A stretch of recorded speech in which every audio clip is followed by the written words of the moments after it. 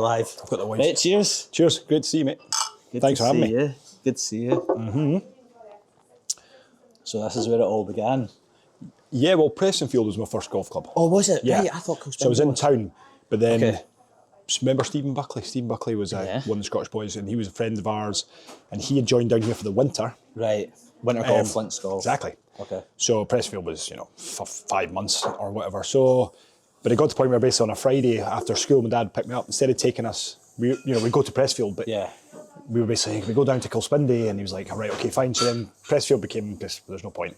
So we just came here, and this was then the main club until Craigie Law started getting built. Okay. And then So I what shifted ages were you in? I think I was always a junior here. I never was a senior golfer here. So I think 17, I think I left here. Right.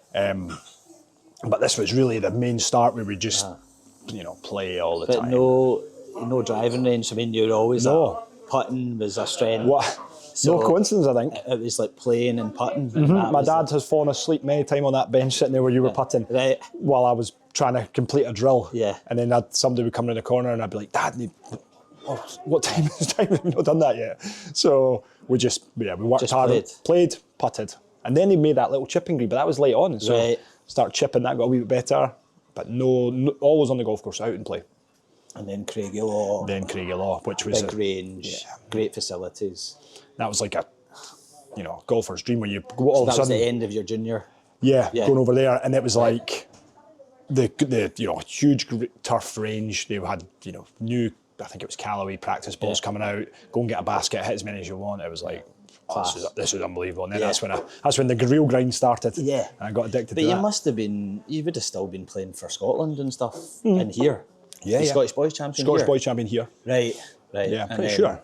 Yeah, here. Yeah. And then Don't even know. Maybe. across the road, hit the stratosphere. I mean, we were talking about that. I mean, it's 20 years ago. Yeah, I know, it's unbelievable. So I reckon that would have been kind of 05 to 07 was your stretch. Yeah, where it was like, I mean, it was the biggest show in town, it was. and you couldn't get a ticket. It was a wee bit, it was like, a wee bit of a surprise to myself at times as well, to be honest. So, of course you can. Well, that's Come on in. best Come on locker in. room in the world. I know. This is what we want. There you go.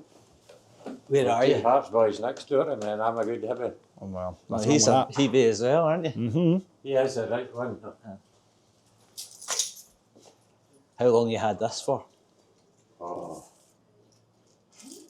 I used to be in the corner, and then you get an upper bunk. Oh, did you get an upgrade? Did you have to bung somebody? Did you? Oh, fuck. Hey, like that, you know me. Is that what- I was never allowed in here. Right. This is a privilege for me today being in here. So was there a junior room? It was the kind of, that bit's been developed, but we were in there. Right. Yeah, Okay. I don't think it was that specific junior room. Yeah, but yeah. We sat That was there. like, yeah, this was gents. Bacon roll and chips, Yeah. The golfer's diet. and then back out for another 18.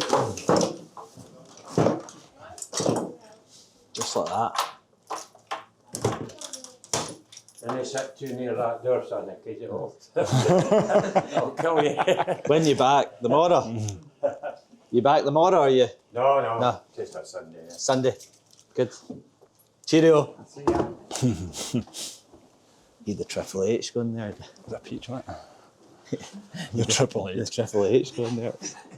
Guy who's gonna stone cold me there. Aye, so 20 years ago, I mean, has it been done before or since? That was a crazy Well, I stretch. don't know. Do you know what? There was just a couple of spells that just went well, really well.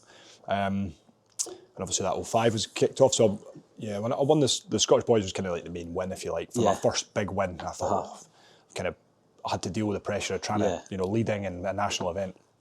And then you get in like the Scotland men's team, and I played that when I was 18.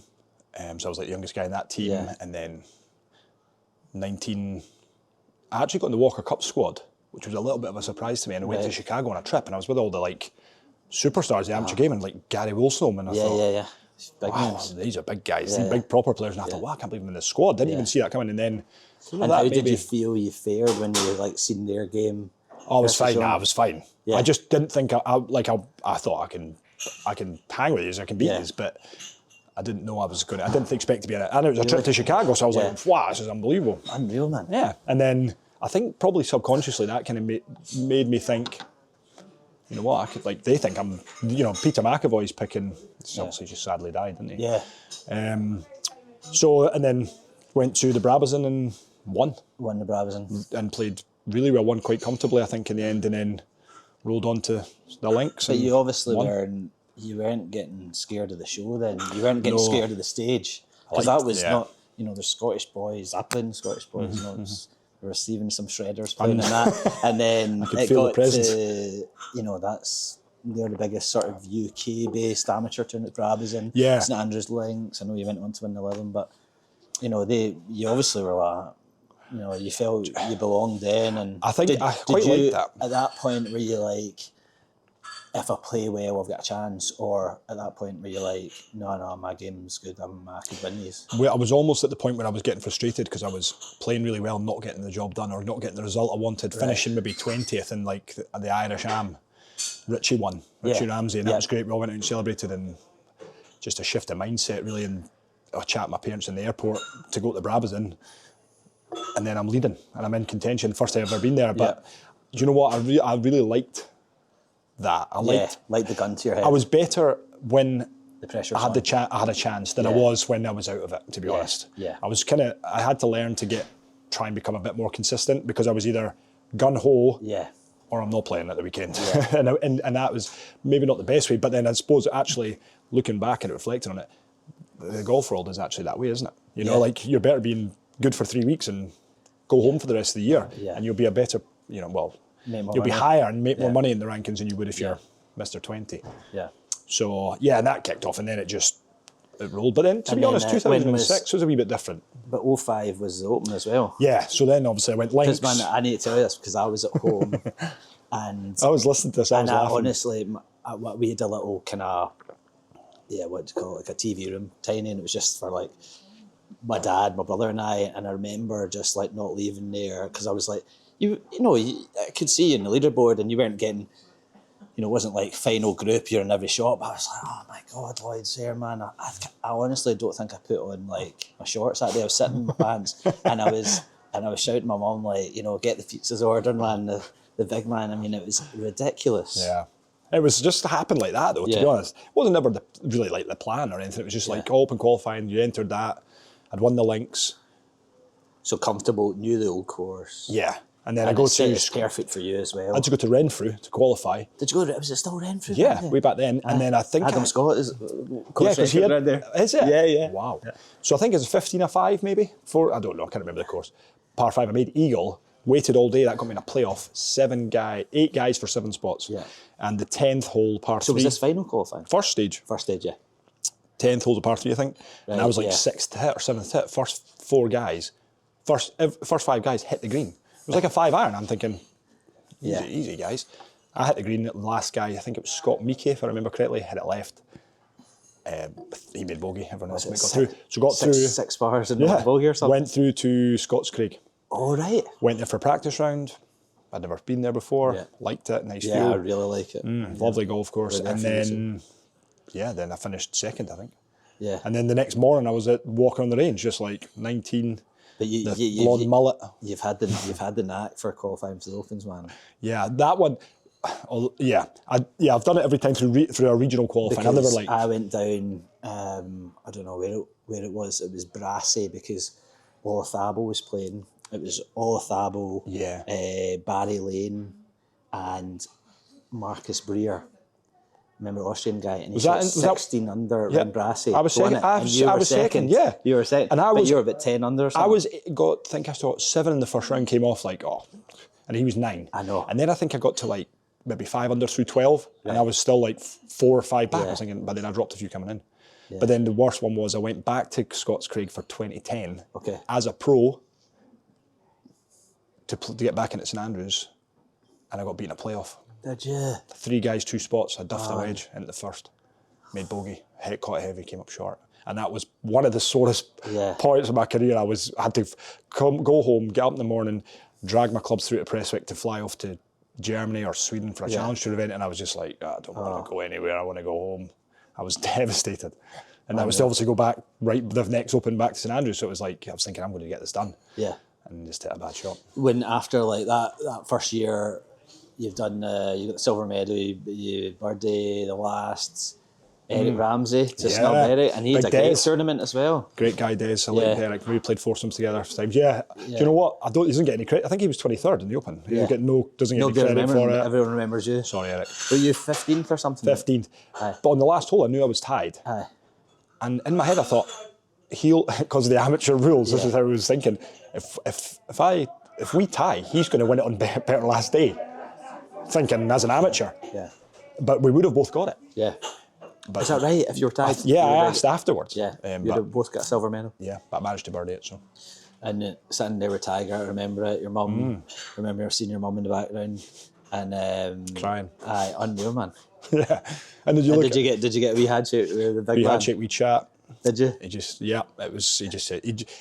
so prepped, and he was just like, obviously someone said that guy with that cool haircut's Lloyd, and he was 5 under, so, and he came out, you 5 under, Lloyd, well done, great playing, keep it going. Is that what you had in the last stared round, 67? No, I had 1 under in the last round, 67 on day 3. Oh yeah. 4 under, or 68, 4 under. Magic. 68. So that was pretty cool, just looking at him thinking, wow. Mate, I mean, that was peak. That was, well, probably just coming to the end of his like real dominance. Yeah, but even like, walking onto the range and then just that experience at 19, and then you could hear the But that's like a year. That's a year after you win like Scottish Boys. I mean, that's all 4. Yeah. And that was when it was just like, oh right, wow. And then it was like I got beat in the semis of the British that year as well, and then went to Chicago and played World Cup, and I was top point scorer there for our team, joint top point scorer. We lost by half a point or a point, I think. Was it? I remember at the time. I mean, Titleist were all of you. GL, FootJoy Classics coming out. Well, do you know what? I told the guy that the golf club, I was giving a lesson the other day, and he was talking about his golf shoes, and they were all cracked. And I remember, came off the car to Titleist, Jonathan Loosemore from Titleist was like, right, Lloyd, over to the FootJoy truck, get yourself a couple of pairs of classics. And I was thinking, this is unbelievable. Yeah, come on. Walked in, Adam Scott, Butch Harmon there, 2 FootJoy reps, and they all start laughing. And I was like, oh, hi guys, what's funny? And they're like, are they your shoes? I said, yeah, FootJoy Classics. I don't know who I got from the rep from here. And they were like, did you qualify in them last night? I said, yeah. And I was wearing an 11D, and I walked out with a 9C. Right. I had the worst.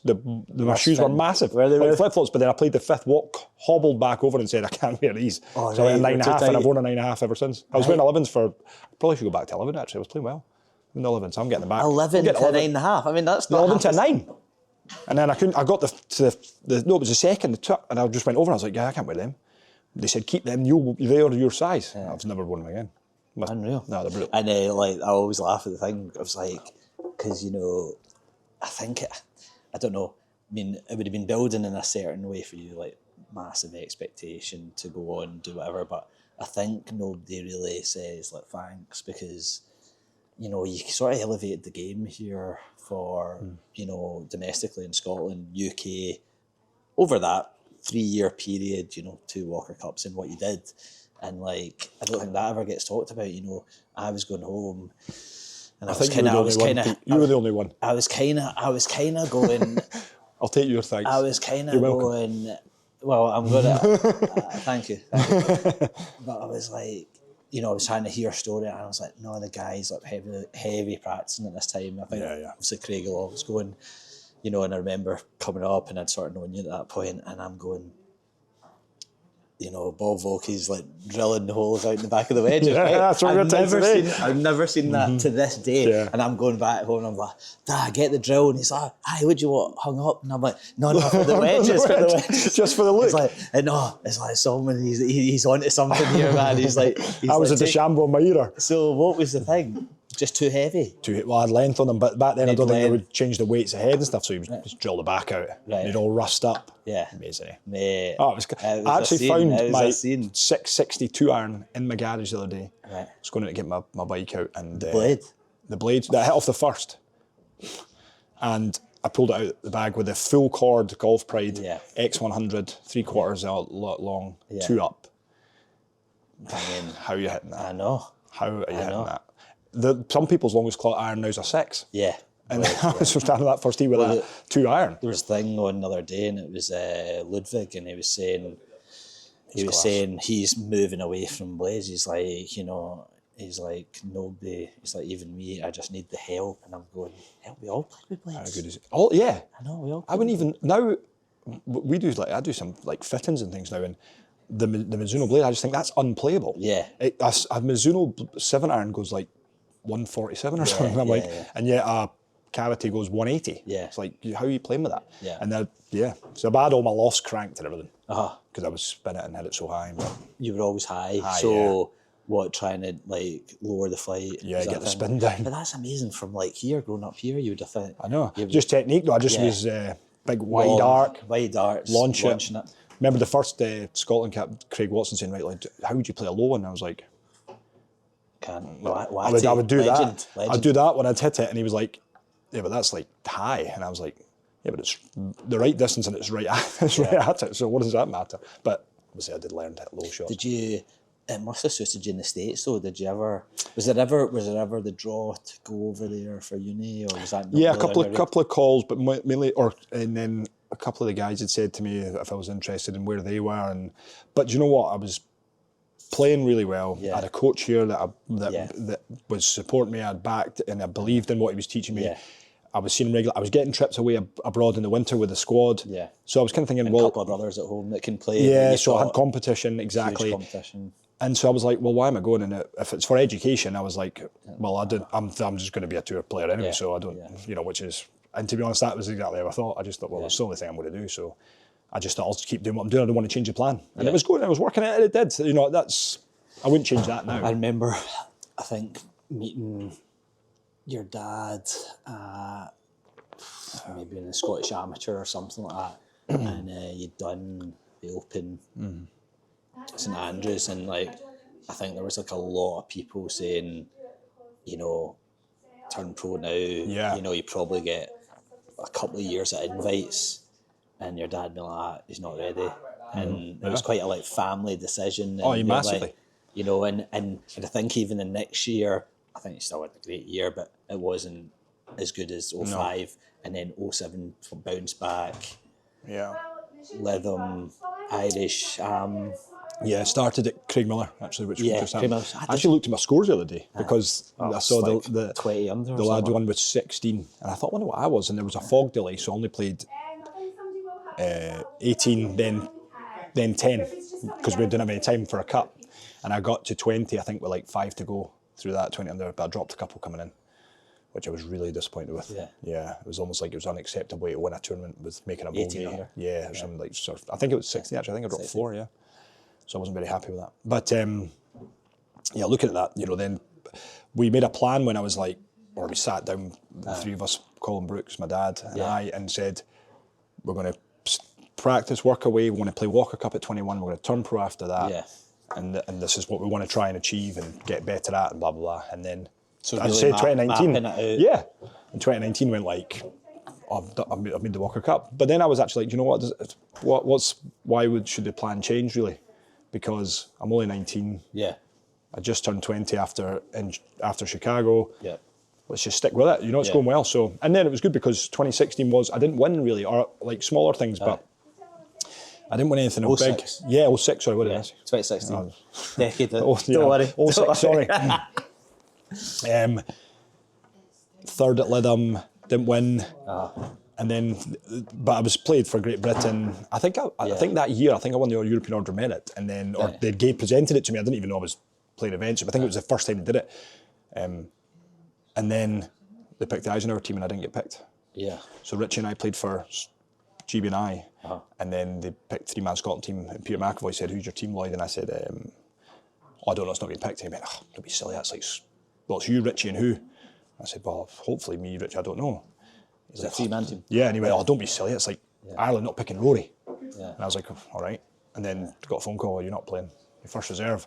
And I phoned my dad, and I said, I was raging. I was gutted. And I phoned my dad and said, "Oh, I'm not in it," thinking he would be like, "Oh, well, that's a joke, you know, let him take over and not that we'd change it." And he just went, "Well, he gave him a slight chance not to pick you, so he didn't pick you."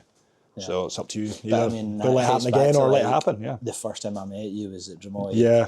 And I was Yeah, like, that was well, the I other didn't really know anyone really. I mean, I'd played a couple of things. I'd won the Scottish under-14 has been probably the worst player in the field, and I'm like in with the big guns, and you're being left out in under-16s team. And you were not First happy. reserve again. Yeah, I was gutted. And it's almost like you need setbacks like that. Well, do you know, I played a couple of those To boys kick at Dunbar in the Scottish boys, and one Annihilated. quite and it was just that way. Yeah, don't and my dad was just like, well, it's up to yourself. Make a choice. Do you want to give them a chance not to pick you, or do what you've been doing and you don't have a choice? Yeah. You're number one pick. Yeah. And then that's when I really knuckled in again through the winter for 07 and went out to Australia, played Aussie Am, stroke play match play, played well there. Third, I think, in the stroke play, beating the semis of the match play. Right.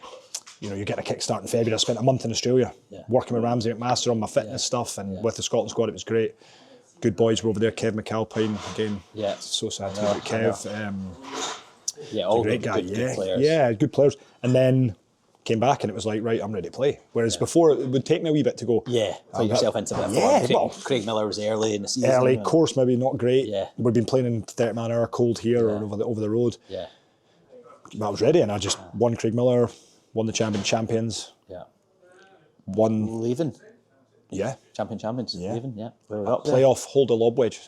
Made a 2 in the playoff. You're kidding. 98 yards. First. Just hit it and just turned around, walk back in. Thanks. See you later. That's that. Home. Got home. Went to the Cavendish in town. Was that the night out? Yeah, that was that was Sunday night out. Sunday night. It's good. Love it. It's when I met my wife. Is it? Yeah.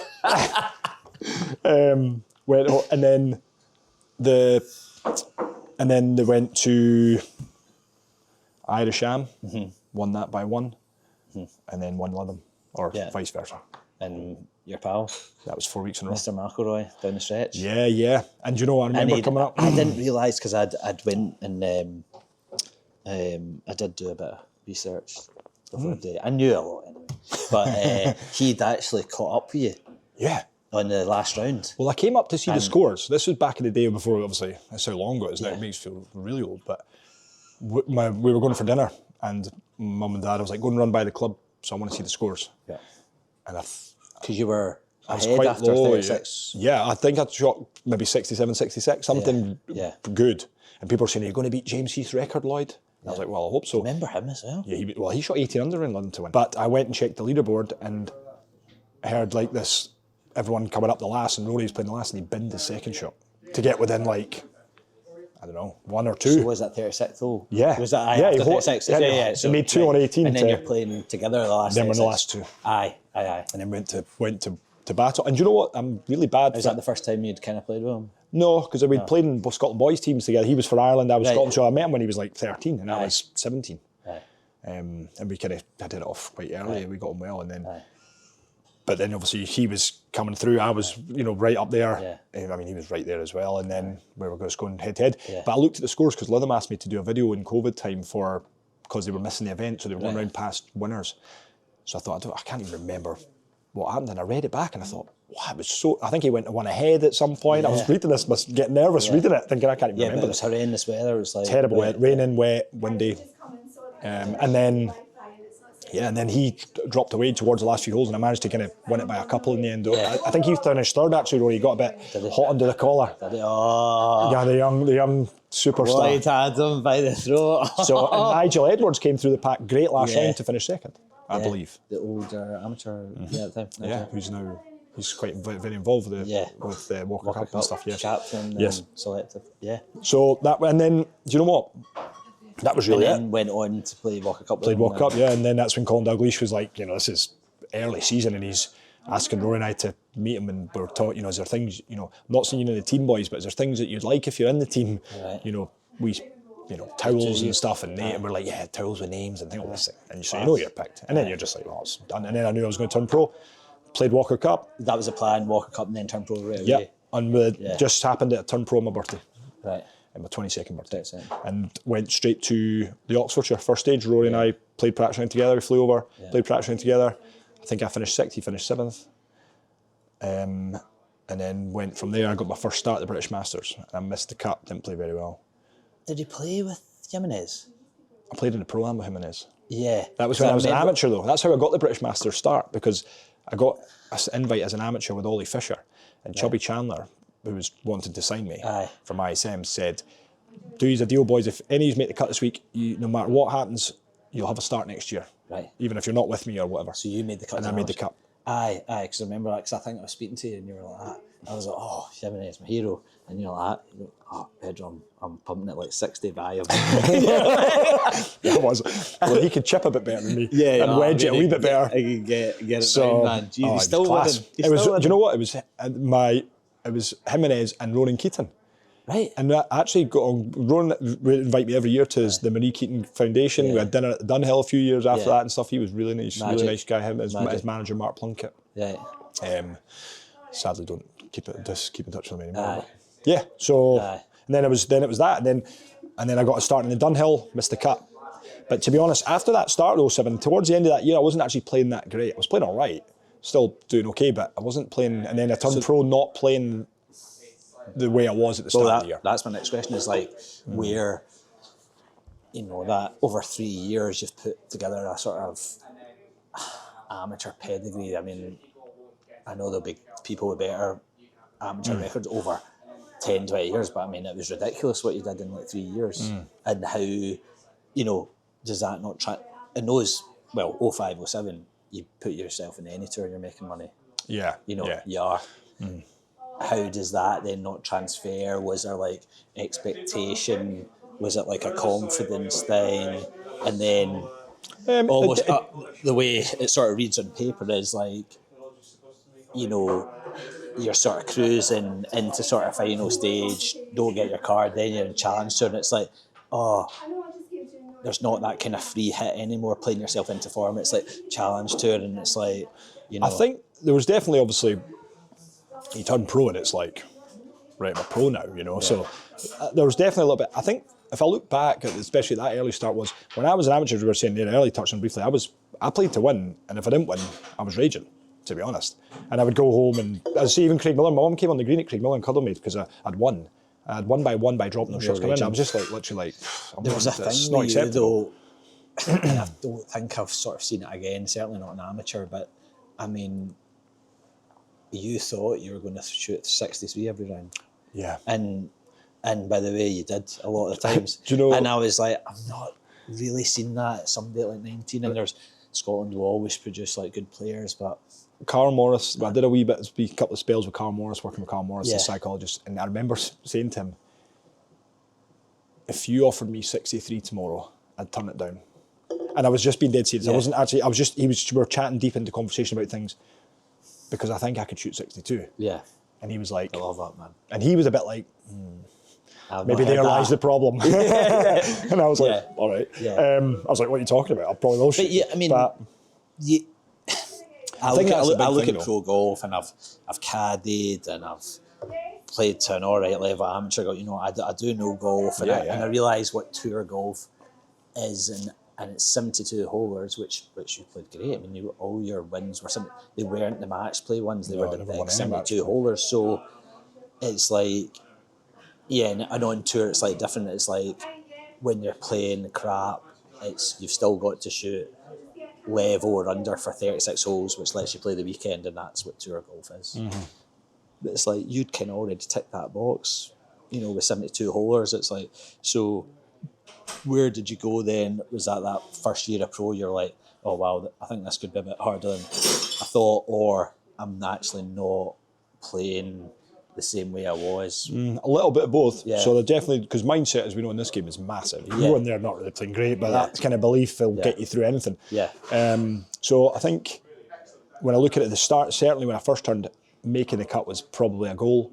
Yeah. And making a cut had never been a goal ever. Yeah. Sometimes actually, making a cut, which I'd identified, would be at the British Amateur, and I'd missed it a couple of times because you just want to get the match play. That's it. I don't care if I'm 64th. Well, I wasn't trying to be 64th playing in the, Lidl. I want to try and get into contention. Yeah. Whereas if it was a 36 holer and I want to win, you might have been a better. Exactly. So I was kind of quite quickly on. I remember kind of thinking, at Dunhill, seeing a breakdown, and something like 40th was like 16 grand or something. And I was thinking, wouldn't it be that bad a week? Yeah. And now look at it, I think that was, you know, the me now would be like, what are you doing? I know. But you don't, you know, you're still learning. So it took, that definitely stalled me a little bit. Yeah. And I had to learn that, and I had to think, you know what, I've got to play like I do play and be more aggressive. And then that kind of, I shifted that fairly quickly, and it took a wee while to get off the challenge tour, to get my tour card. I got it in 2010. But, you know, so I went to second stage and I missed by one. And I was, when I came off that green, I was like, this isn't the plan. Yeah. What's happening here? Yeah. And I was literally shocked. I hadn't even thought about it, to be honest. Even when it was like kind of battling away at the set, I thought, I'll get it done. And then, so I was like, what do I do now? And Dad said, we've got some starts. He's like, you've got to go to Asia. Yeah. I was like, I don't want to go to Asia. He's like, well, you're going to have to go to Asia. I was like, oh man. So we booked flights. I went to Asian Q school, and I went there and I've got like 8th card or something. So I got an Asian tour card, which was a really good thing. Him saying that to me and advising me to do that. And I says, right, okay, I'll do that. Yeah. And I did, and that kind of got me through a school, you know, with the pressure and things and dealing with trying to do that. But I played 3 times over there and then did all right. And then my 3rd invite at the Challenge Tour, I finished 2nd. I lost by 1 shot to Andy MacArthur in Madrid. Right. So after that, I was like, oh, I've got a Challenge Tour card next year. I'm not flying back over to Asia to play some. And they were good events I played, and there was going to be some small ones. I thought, nah. Yeah. I had some tour starts, I had some Challenge Tour starts. I knew I had full category next year. Pretty much I was going to get that. With sponsorships, it was like Aegon. Yeah, the Aegon big were great. ones. You were blasting them about how many years were you kind of given? And I had a 3-year deal with Aegon when I first turned pro. Yeah. Otto Thornton, who was a member of Craigie Law, who was the CEO, or you know, the top guy there for the UK, had approached Craigie Law. Yeah. And when that sort of comes up to the end of that, and then it's like, well, do you know when the end was? Well, the end was when I was at Q school. Right. And I'd also lost. Titleist were running. I was on 3 years with Titleist. All right. And Jonathan Loosemore, I got in the last round, who was head of the tour, says, "Oh, get it done today, Lloyd, and we'll sit back down." And I'm thinking, God, I've just come out the toilet, and Antiakos is next to me spewing. Right. He's that nervous, and I thought, well, I've probably got him in the pocket now. He's not. But it's, you know, it's so high. You know, I didn't sleep for days, and you know, it was tough. Yeah. And then they had that on, and I'm like, oh man. But yeah, it got done. So then it was like, you know, renegotiate it again. Aegon backed me again. Titleist re-signed with Titleist for another couple of years. Yeah. So that was great. That's, you know, that stuff was good, and it was sorted. My dad did a cracking job of that for me, which was brilliant. Yeah. And was there like, did you have to kind of fight off the kind of Chubby Chandlers? And Chubby Chandler, Brendan Taylor from IMG. Yeah. Both came to it and said, this is what we'll give you, and this is what we'll do. And my dad was like, it's all you, Lloyd. This is what I can do for you. Yeah. The only difference was they maybe would get me one more start. Yeah. And I thought, you know, I'd heard some horrors as well. I've heard ones where you're racking up the credit card and then all you're of a sudden oblivious, and then it's like, you was 35 grand. Yeah, and the guys are like, what? Yeah. So then it ends them. And I was just like, you know what? And for me, we were so family orientated. Yeah. Family. I wanted them there. Your dad was there from the start. From the start. Yeah, he was sleeping on that bench when I was 14, 15. Yeah. So it was that was great. Nothing again would change that, and it would never would. If I went back to start and to do it again, that would be the same. Yeah. Yeah. And then then I got my tour card. And when I got that tour card, I was like,